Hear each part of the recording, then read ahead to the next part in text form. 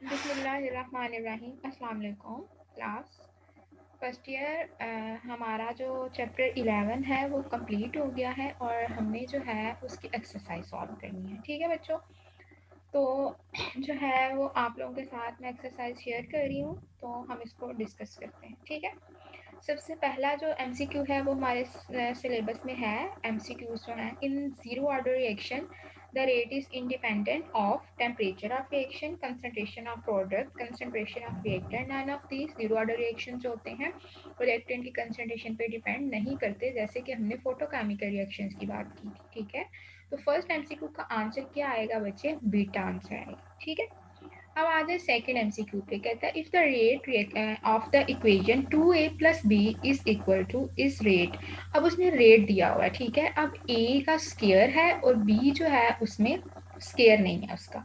अब वो खुद ही बता रहे हैं आप लोगों को कि जो a जो है ना हमारे पास रिएक्टेंट वो लार्ज एक्सेस में है, और हमने कहा था जो चीज़ लार्ज एक्सेस में होगी वो रिएक्शन का रेट नहीं बताएगी, जो स्मॉल अमाउंट में चीज़ होगी वो रिएक्शन का रेट बताएगी। तो ए स्केयर तो फिर नहीं बताएगा, हमारे पास जो बी रिएक्टेंट है वो रिएक्शन का रेट बताएगा। तो ऑर्डर ऑफ रिएक्शन हमारे पास बच्चों क्या हो जाएगा? अल्फा आंसर आएगा, एक होगा इसका ऑर्डर रिएक्शन। ठीक है, सेकेंड एमसीक्यू का आंसर क्या बना? फिर अल्फा आंसर बना। ठीक है, अब क्या है, ये थर्ड वाला एमसीक्यू भी मैंने आप लोगों को सिस्टम में पूछा हुआ है। The rate of reaction increases as the reaction proceed, decreases as the reaction proceed, remain the same as the reaction proceed, may decrease और increase as the reaction proceed. तो टाइम के साथ साथ रिएक्टेंट की अमाउंट कम होती जाती है, तो रिएक्शन का रेट क्या हो जाएगा? डिक्रीज। इसीलिए हमने कहा था कि इंस्टेंटेनियस रेट जो है वो स्टार्टिंग में क्या होता है? इंक्रीज होता है। तो थर्ड वाले एमसीक्यू का आंसर बच्चों क्या होगा? फिर बीटा होगा। अब आप आ जाए फोर्थ एमसीक्यू पे। कहता है with increase of 10 degree temperature of the rate reaction doubles, this increases rate of reaction is due to. कहता है कि टेम्परेचर के बढ़ाने से जो रिएक्शन का रेट है वो क्या हो गया है भाई? बढ़ गया है। ठीक है, अब कहता है कि रिएक्शन का रेट बढ़ गया है, क्यों बढ़ा है? डिक्रीज इन एक्टिवेशन एनर्जी नहीं, decrease in number of collisions बिल्कुल नहीं, increase in activation energy of reactant नहीं। हम जब टेम्परेचर बढ़ाएंगे तो इफेक्टिव कोलिजन्स बढ़ जाएंगे, increase in number of effective collisions. तो फोर्थ एमसीक्यू का आंसर क्या आएगा बच्चों? डेल्टा। ये टेम्परेचर वाला पूरा एक टॉपिक है जो आपके स्मार्ट सिलेबस का पार्ट नहीं है, जिसमें हम ये पढ़ते हैं कि टेम्परेचर के चेंज होने से रिएक्शन का रेट कैसे चेंज होता है, लेकिन ये आपके सिलेबस का पार्ट नहीं है, तो हम इसको इतना डिटेल में डिस्कस नहीं करेंगे। अब कहता है फिफ्थ वाला एमसीक्यू है the unit of rate constant is same as the rate of reaction in. कहता है जो रेट कांस्टेंट है उसका जो यूनिट है वो, और जो हमारे पास कहते हैं और कौन सा ऑर्डर है जिसका जो यूनिट है वो क्या होगा? सेम होगा। तो बच्चों जो जीरो ऑर्डर रिएक्शन होगा उसमें जब ए की पार्ट जीरो आ जाएगी, तो मैंने कहा था जिस किसी भी चीज़ की पार्ट जीरो हो तो आंसर क्या आता है? वन आता है। ठीक है, वन आंसर आएगा, तो वन का कोई यूनिट नहीं होगा। तो जीरो ऑर्डर के केस में जो है हमारे पास और रेट कांस्टेंट और जीरो ऑर्डर रिएक्शन के सेम यूनिट होंगे। ठीक है, क्योंकि rate constant is equal to K, A का जो पार है वो जीरो है और ए किसी भी चीज की पार जीरो हो तो आंसर वन आता है। ठीक है, तो फिफ्थ वाले एमसीक्यू का आंसर बच्चों क्या होगा? चार्ली होगा। ठीक हो गया, हमारे एमसीक्यूज हो गए। एमसीक्यूज के जो आंसर है उनकी स्लाइड्स में आप लोगों के साथ शेयर कर दूंगी। अब आ जाते हैं भाई बच्चों फिल इन द ब्लैंक्स पे। फिल इन द ब्लैंक्स अगर हम देखें तो कहता है हमारे पास almost 5 fill in the blanks हैं, पांचों ही हैं। The rate of endothermic reaction dash with increase in temperature. अब देखें बच्चे, एंडोथर्मिक रिएक्शन वो होते हैं जिसमें हमने सिस्टम को हीट देनी होती है, तो जब टेम्परेचर बढ़ाएंगे, हम हीट दे रहे हैं तो रिएक्शन का रेट भी बढ़ेगा, तो rate of endothermic reaction increases आएगा यहाँ पर। ठीक है, with increase in temperature all the radioactive disintegration nuclear reaction are of. हमने पढ़ा है कि जितनी भी रेडियोएक्टिव डिसइंटीग्रेशन होती है वो फर्स्ट ऑर्डर रिएक्शन है, तो यहाँ पर क्या आएगा? First order. For a fast reaction the rate constant is relatively dash and half life is dash. कहता है कि जब फास्ट रिएक्शन होगा तो रेट कांस्टेंट क्या होगा? ज्यादा होगा, is greater, and half life जो है वो जल्दी रिएक्शन कंप्लीट हो जाएगा, तो हाफ लाइफ क्या होगी? थोड़ी। Half life is short but rate constant is large. ठीक हो गया। The second order reaction become dash if one of the reactant is in large access. कहता है अगर कोई सेकेंड ऑर्डर रिएक्शन है लेकिन एक जो रिएक्टेंट है उसकी मिकदार बहुत ज़्यादा है तो वो क्या बन जाएगा, वो फर्स्ट ऑर्डर रिएक्शन बन जाएगा क्योंकि एक रिएक्टेंट की अमाउंट तो बहुत ज़्यादा है। The second order reaction become first order if one of the reactant is in large excess. ठीक हो गया। अब फिफ्थ एमसीक्यू पे आ जाएं। Arrhenius equation can be use out to find the energy of activation. हमने बेसिकली इसमें energy of activation को ही जो है वो फाइंड किया है आर्हेनियस इक्वेशन में। ठीक हो गया। तो ये आप लोगों की थी फिल इन द ब्लैंक्स। अब हम चलते हैं ट्रू फॉल्स पे। अच्छा भाई, ट्रू फॉल्स में जो है आपका है सेकंड ट्रू फॉल्स जो सिलेबस में है। The reaction having zero activation energy are instantaneous. जिनकी एक्टिवेशन एनर्जी बहुत कम चाहिए तो वो फ़ौरन से रिएक्शन हो जाएंगे तो वो इंस्टेंटेनियस होंगे। ठीक है भाई, सेकंड वाला ट्रू है। उसके बाद थर्ड पे आ जाएं। A catalyst make a reaction exothermic. Catalyst जाहिर है जब हम डालें ऐड करेंगे तो वो एनर्जी को लोअर कर देगा तो एक्स्ट्रा एनर्जी जो है वो क्या हो जाएगी, इंक्रीज भी हो सकती है, डिक्रीज भी हो सकती है। डिपेंड करता है कि कंडीशंस क्या हैं। बेसिकली जब कैटालिस्ट हम ऐड करते हैं तो वो एक्सोथर्मिक नहीं बनाता कंडीशंस को। ठीक है, तो यहाँ पर क्या आएगा, फॉल्स है ये थर्ड स्टेटमेंट आप लोगों की। उसके बाद फोर्थ पे आ जाए। कहते हैं there is difference between rate law and law of mass action. Rate law और मास एक्शन एक ही है जिसमें हम पढ़ते हैं कि जो है किसी भी रिएक्शन का रेट रिएक्टेंट के डायरेक्टली प्रोपोर्शनल है। लॉ ऑफ मास एक्शन एक ही चीज़ है। ठीक है। अब कहते हैं फिफ्थ वाला जो है ये जो है हमारे पास फॉल्स है। फोर्थ वाला, फिफ्थ वाले की अगर बात की जाए तो कहते हैं the order of reaction is strictly determined bye stoichiometry of balance. Chemical equation नहीं, बिल्कुल भी नहीं। हम order of reaction experimental work से निकालते हैं। ठीक हो गया। तो फिफ्थ वाला भी हमारा फॉल्स है। ठीक। अब जरा आ जाए क्वेश्चंस पे जो हमारे लॉन्ग क्वेश्चन है। What is chemical kinetics. Chemical kinetic क्या होती है, इसमें हम रिएक्शन के रेट को पढ़ते हैं। वो हम जो स्टडी है उसको हम क्या बोलते हैं, केमिकल काइनेटिक्स बोलते हैं। कहता है how can you compare chemical kinetic with chemical equilibrium and thermodynamics. Chemical equilibrium का होप सो कि आप लोग चैप्टर पढ़ रहे होंगे। केमिकल इक्विलिब्रियम चैप्टर नंबर 8 है जिसमें हम रिवर्सिबल रिएक्शंस की बात करते हैं और उसमें हम रिवर्सिबल रिएक्शन के फॉरवर्ड और बैकवर्ड रिएक्शंस की रेट की बात करते हैं। ठीक है। और थर्मोडायनामिक्स का चैप्टर 7 है जो आप पढ़ रहे हैं, ये आपने पढ़ लिया है। हीट जो है इवॉल्व कितनी हुई है, एब्जॉर्ब कितनी हुई है, हीट इवॉल्व क्यों होती है, हीट एब्जॉर्ब क्यों होती है। थर्मोडायनामिक्स हमें इसके बारे में बताता है। ठीक है।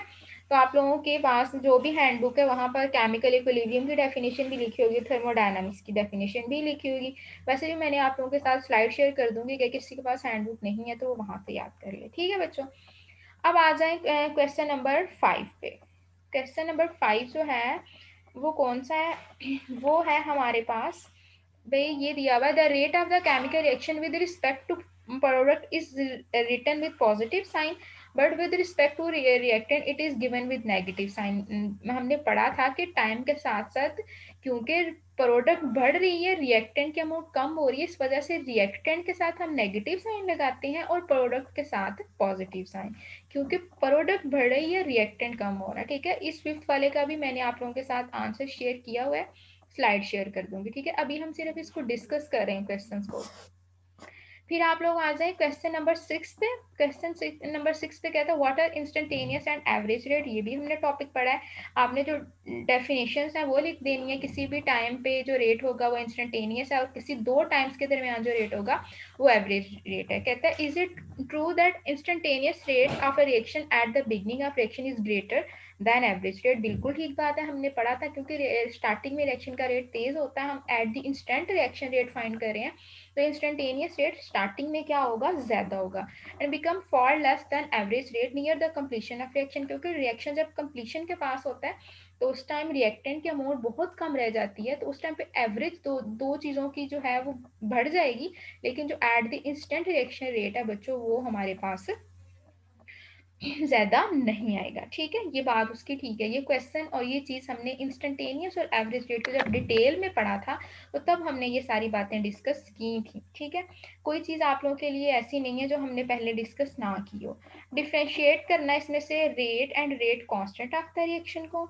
उसके बाद जो है जो एक क्वेश्चन है fast step and rate determining step, एक है enthalpy chain of reaction and energy of activation. तो ज़रा हम चलते हैं और देखते हैं ज़रा क्या है इनके आंसर्स।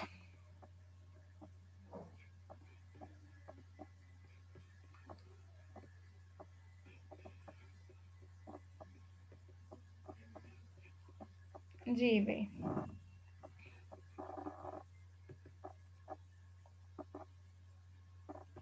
ये तो हो गया केमिकल इक्विलिब्रियम की स्लाइड्स हैं। और यहाँ पर अगर हम बात करें तो हमारे पास है रिएक्शन रेट जो है बच्चे, वो क्या होता है कि हम ये देखते हैं कि कंसंट्रेशन कितनी चेंज हो रही है टाइम के हिसाब से। रिएक्शन रेट का हमने डिफाइन भी किया था, और हमने कहा था जो इसका यूनिट होता है वो मोल पर डेसीमीटर क्यूब पर सेकेंड है। और ये टाइम के साथ क्या होता है बच्चों, चेंज होता है। और ये क्या है, वेरिएबल क्वांटिटी है, मतलब टाइम के साथ साथ रिएक्शन का रेट भी चेंज होगा। अब रेट कांस्टेंट को हमने के से लिखा था, और हमने कहा था it is the rate of reaction when the concentration of reactant are unity.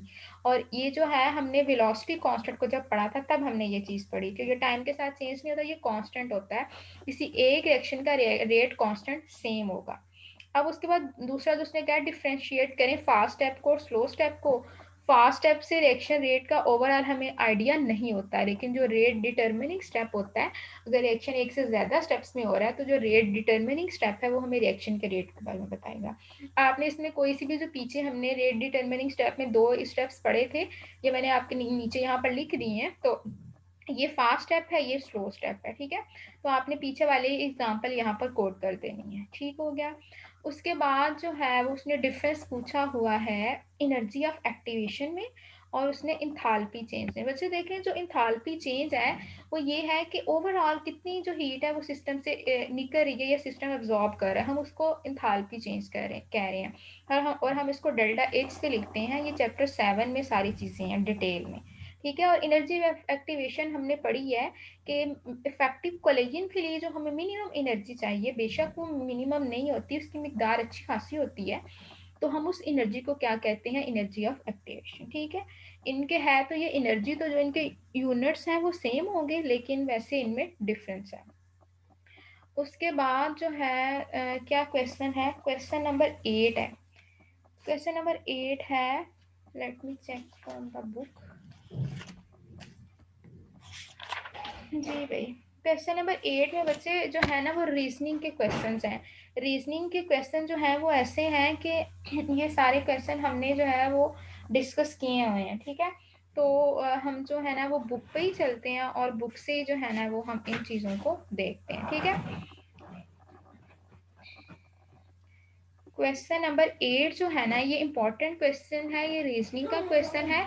और बच्चों आपने क्या करना है, इस क्वेश्चन को हैंडबुक से आंसर्स जो है ये चीज़ें हमने सारी पीछे डिस्कस की हुई हैं, कोई इसमें नई चीज़ नहीं है कि आप कहें कि भाई ये कहाँ से आ गई है, ठीक है। लेकिन फिर भी जो है इसको आप लोगों ने हैंडबुक से किसी से भी, कॉलेज केमिस्ट्री है या स्कॉलर सीरीज है आपका जोन सी भी है, आपने उससे इसको करना है। क्यों नहीं हो रहा,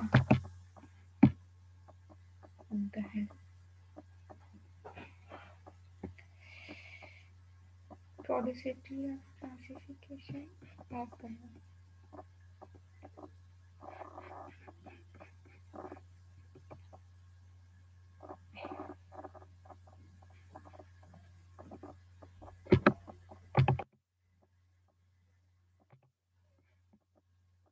जी, ये है बच्चे आपके पास जस्टिफाई करने वाले क्वेश्चन नंबर 8 जो है, अगर मैं आपको कहूँ एक्सरसाइज का सबसे इंपॉर्टेंट क्वेश्चन ये है, ठीक है।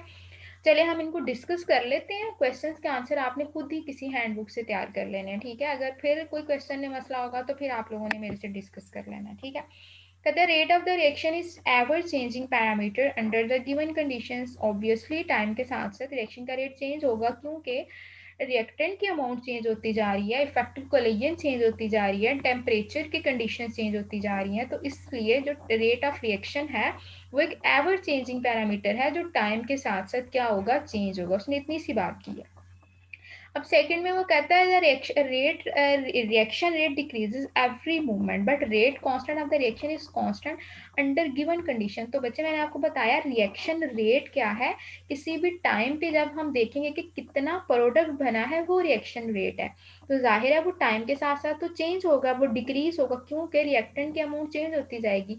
लेकिन रेट कांस्टेंट तो एक कांस्टेंट क्वांटिटी है ना, जो पीछे हमने डिफरेंस में बताया है कि रेट कांस्टेंट एक इक्वेशन का एक रिएक्शन का सेम रहेगा। ठीक है, रेट कांस्टेंट वो होता है जैसे हम लिखते हैं rate is equal to K A and B, तो ये रेट कांस्टेंट होता है। रिएक्शन का रेट क्या है, जो भी प्रोडक्ट में कितना चेंज आया है उसको हमने जब टाइम से डिवाइड करना है तो वो रिएक्शन का रेट है, वो ऑब्वियसली क्या होगा, चेंज होगा।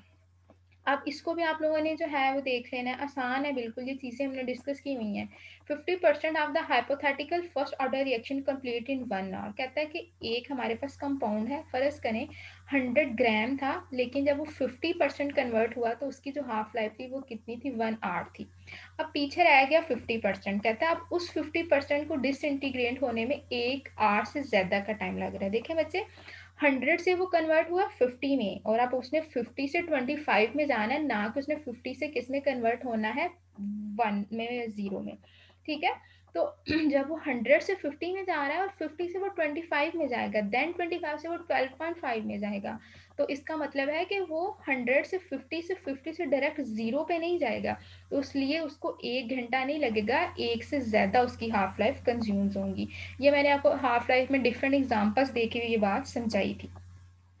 The radio active decay is always a first order reaction, बिल्कुल हमने पढ़ा था, जैसे डिसइंटीग्रेशन पढ़ी थी रेडियो एक्टिव एलिमेंट की, तो हमने पढ़ा था, हमने देखा था कि वो हाफ लाइफ जो है उन पे जो है उनकी इनिशियल कंसंट्रेशन डिपेंड नहीं कर रही, फर्स्ट ऑर्डर रिएक्शन है। ठीक है, उसको हमने फॉर्मूला पढ़ा था T1/2 inversely proportional to AN-1। ठीक है, और जब ऑर्डर ऑफ रिएक्शन 1 होगा तो 1 - 1 0 हो जाता है, और ए की पार्ट 0 हो तो उसका इनिशियल कंसेंट्रेशन पे या हाफ लाइफ पे कोई भी इफेक्ट नहीं आता। ये रेडियो एक्टिव डिसइंटीग्रेशन वाला जो क्वेश्चन है, ये भी बच्चों हमने ऑर्डर ऑफ रिएक्शन जब पढ़े थे, हाफ लाइफ पढ़ी थी, तो उसमें डिस्कस किया था। ठीक हो गया।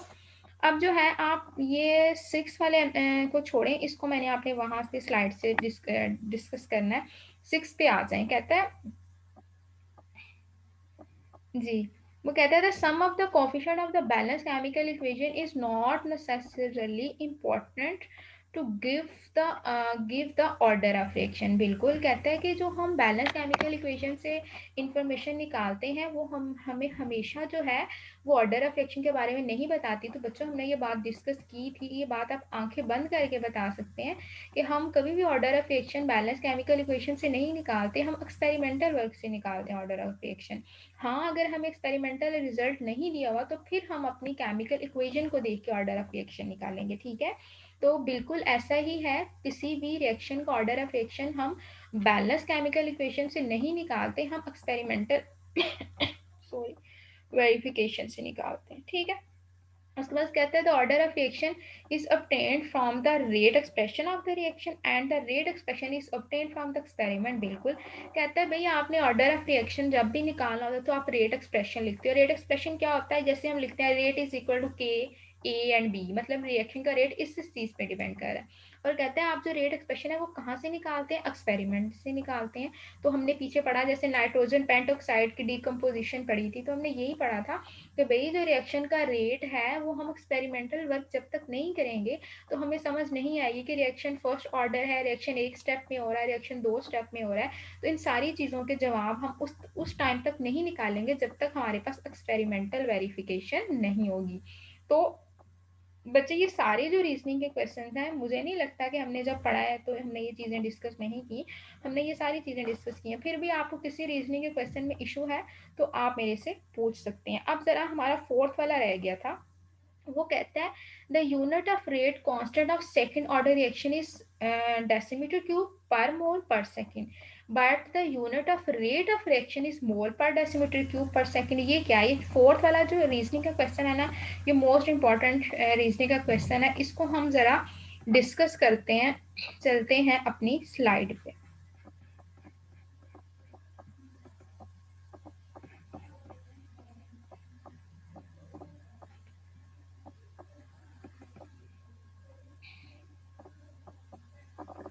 बच्चे ये देखें, अब देखें जो रेट ऑफ रिएक्शन का फॉर्मूला क्या है, change in the concentration divided by time. Concentration का जो यूनिट है वो क्या होता है, मोल पर डेसीमीटर क्यूब, और टाइम सेकंड। तो क्या बन गया, रेट का यूनिट मोल पर डेसीमीटर क्यूब पर सेकंड। लेकिन कहता है अगर फर्स्ट सेकंड ऑर्डर की बात की जाए तो अगर हम उसका रेट इक्वेशन लिखेंगे तो कैसे लिखते हैं, ये है भाई के ए एंड बी। अब हमने इस रेट कांस्टेंट के का जो यूनिट है वो निकालना है, तो कैसे निकलेगा, rate over A and B. अब रेट का यूनिट हमने ऊपर ही निकाला है, मोल पर डेसीमीटर क्यूब पर सेकंड। और मुझे बताएं ए की जो कंसंट्रेशन होगी उसका जो यूनिट होगा वो क्या होगा, मोल पर डेसीमीटर क्यूब, और बी का भी क्या होगा, मोल पर डेसीमीटर क्यूब। ऐसे ही है। अब यहाँ से जो है मोल पर डेसीमीटर क्यूब, मोल पर डेसीमीटर क्यूब से क्या हो जाएगा, कैंसिल। ये मोल जब ऊपर जाएगा तो किस में कन्वर्ट हो जाएगा, पर मोल में। ये पर डेसीमीटर क्यूब ऊपर जाएगा तो डेसीमीटर क्यूब में, और ये पर सेकंड। ठीक है, तो आपने इसको इस तरह मैथमेटिकली सॉल्व करना। ठीक है, ये थोड़ा सा था जो हमने डिस्कस नहीं किया था, तो वो मैंने आप लोगों के साथ शेयर कर दिया। उसके बाद जो है बच्चे, हमारे पास क्वेश्चन नंबर 8 के बाद क्वेश्चन नंबर 9 भी नहीं है हमारे सिलेबस में, क्वेश्चन नंबर 10 भी नहीं है। उसके बाद जो है बुक बुक बुक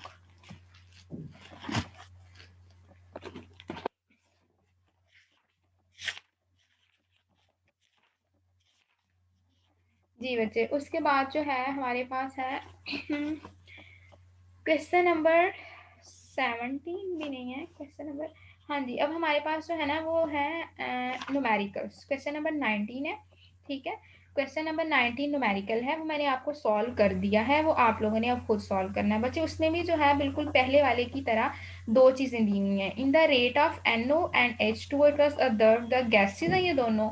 एक का जो प्रेशर है वो 340.5 है, उसको हम कंसंट्रेशन लिखेंगे A1, और दूसरा जो प्रेशर है उसको हम 288 को A2 लिखेंगे। टाइम T1 1 और 2 है, और टाइम T2 140 सेकेंड है। ठीक है, फॉर्मूला लगाएंगे n+1 और लॉग, ये सारी वैल्यूज पुट करेंगे और आपका ऑर्डर ऑफ रिएक्शन निकल आएगा। 19 वाला न्यूमेरिकल मैंने ये आपके सामने सॉल्व कर दिया। ठीक है, अब 20 वाले न्यूमेरिकल पे आ जाए तो ये बिल्कुल भी इंपॉर्टेंट नहीं है, कभी भी जो है ऐसा टेबल वाला, चार्ट वाला, ग्राफ वाला न्यूमेरिकल नहीं आता।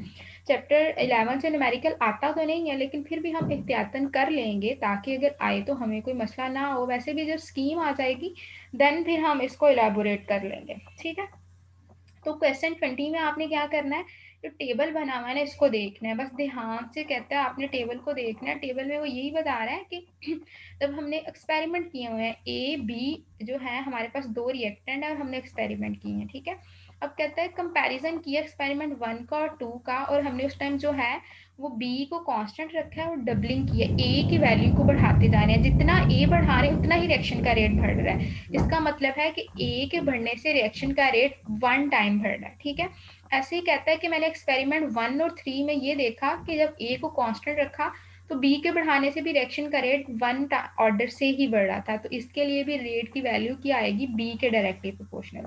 तो रेट लिखेंगे इसका तो ए और बी आ जाएगा, 1+1 क्या आ जाएगा, 2, तो ऑर्डर ऑफ रिएक्शन क्या आ गया है, 2। तो ये था न्यूमेरिकल नंबर 20।